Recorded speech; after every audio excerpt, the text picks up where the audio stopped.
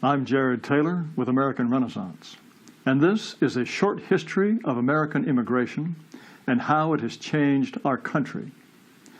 The great French philosopher Auguste Comte once said, "Demography is destiny."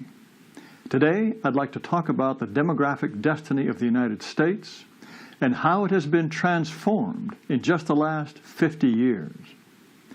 At the time the United States was first established as an independent country, and for nearly 200 years after that, we had an immigration policy explicitly designed to keep the country European.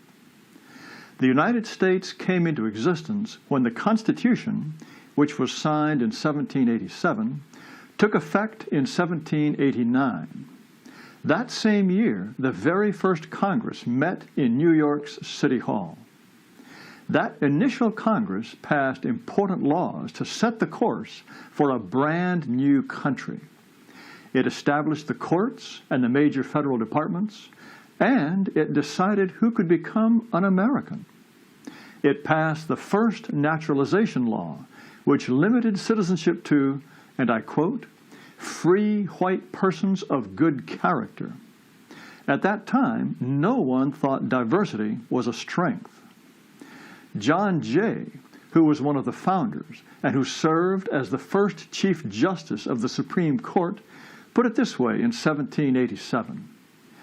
"Providence has been pleased to give this one connected country to one united people, a people descended from the same ancestors, speaking the same language, professing the same religion, attached to the same principles of government, very similar in their manners and customs."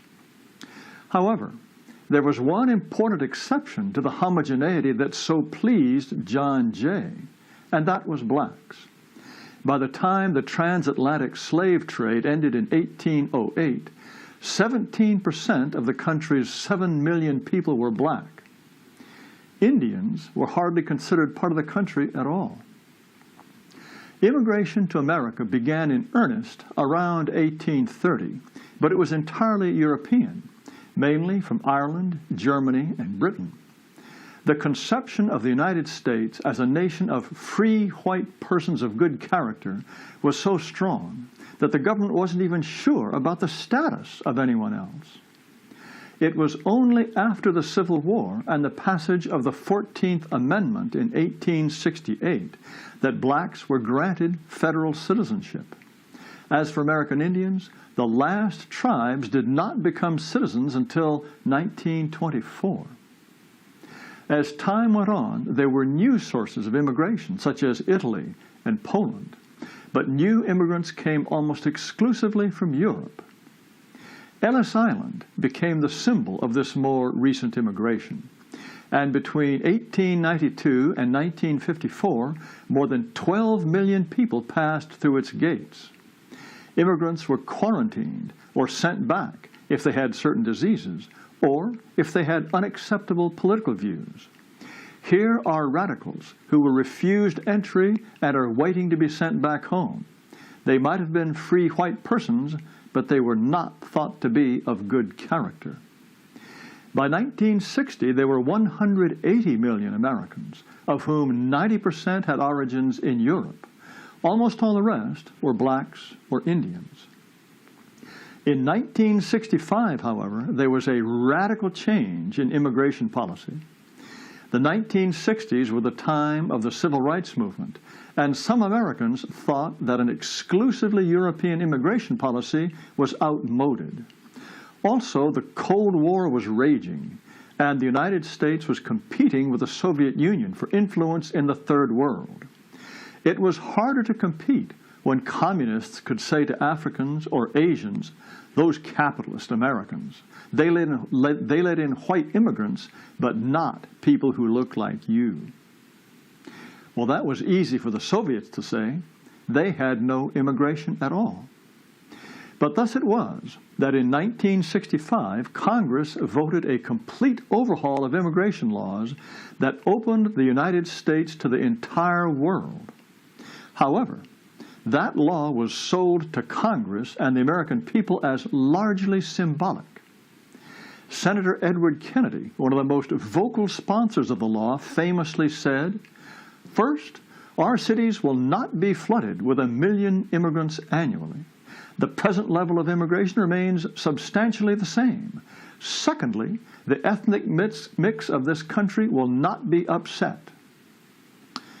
At the signing ceremony, President Lyndon Johnson said, "This bill we sign today is not a revolutionary bill. It does not affect the lives of millions. It will not restructure the shape of our daily lives." Well, the senator and the president got it wrong. Kennedy said there wouldn't be higher levels of immigration. In fact, from 1925 until 1965, when the new bill was passed, there was an average of about 178,000 newcomers every year. Immigration has risen steadily, and for the last 15 years, we have averaged well over 1 million immigrants a year, more than 5 times as many as Kennedy said we would get. And that's just legal immigrants. And what about the ethnic mix? As you can see on this graph, 75% of the foreign-born people living in the United States in 1960 were from Europe, and 10% were from North America, mostly Canada. Only 9% were from Latin America, and just 5% from Asia. 50 years later, as you can see, the foreign-born population was overwhelmingly Hispanic and Asian. And here we see the results of that huge increase. The vertical columns indicate the number of inhabitants born overseas. In the entire 20th century, the maximum number of foreign-born, that was in 1930, was 14.2 million, and these people were almost all Europeans. In 2010, the number of foreign-born had climbed to 40 million, of which only a small minority were from Europe. The red line on the graph is the percentage of the total population born overseas. That percentage was dropping until 1965 when the law was passed, but it has since shot up. And most of these foreigners become U.S. citizens. They have to pass a very simple test and then take the oath of citizenship. Here's a typical ceremony that took place in Minnesota recently. Immigrants have a lot more children than natives. As a result, the percentage of the population that is white has dropped dramatically since the change in immigration laws. Whites were still 80% of the population in 1980, but were only 62% in 2010.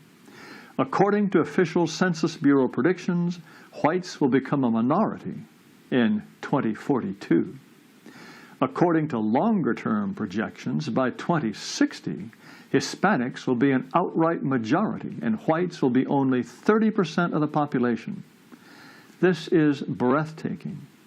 In only 100 years, a blink of an eye in historical terms, whites will have gone from 90% to 30%, and the nation will be majority Hispanic.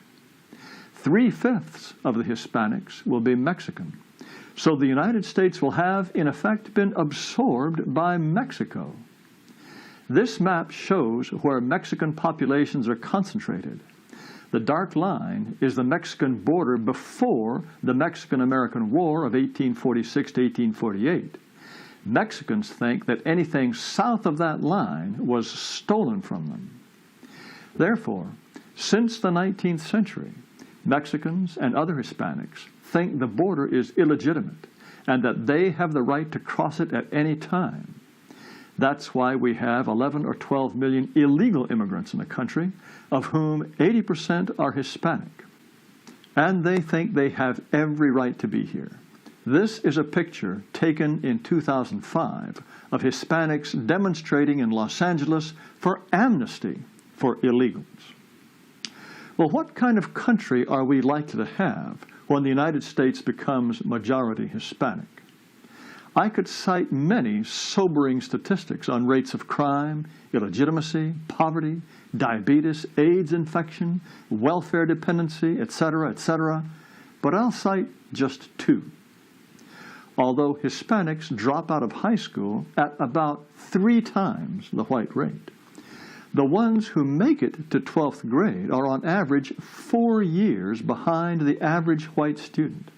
That's right. They are reading and doing math at the level of the average white 8th grader. I would add that on average, blacks are doing slightly worse than Hispanics, although Asians do considerably better. Needless to say, we are not supposed to think very much about the fact that our country is turning into an extension of Mexico with a strong flavor of Africa and Asia. But if we do, we are supposed to think this new diversity will be a marvelous improvement over the nation that Teddy Kennedy and his friends have so drastically changed. But let me put it to you this way. Can you think of a single majority non-white neighborhood you'd like to live in? Or a majority non-white school you'd want to send your children to? Probably not. And yet, we are turning the whole country majority non-white. At the same time, Hispanics and others are ecstatic about their growing numbers and their growing influence.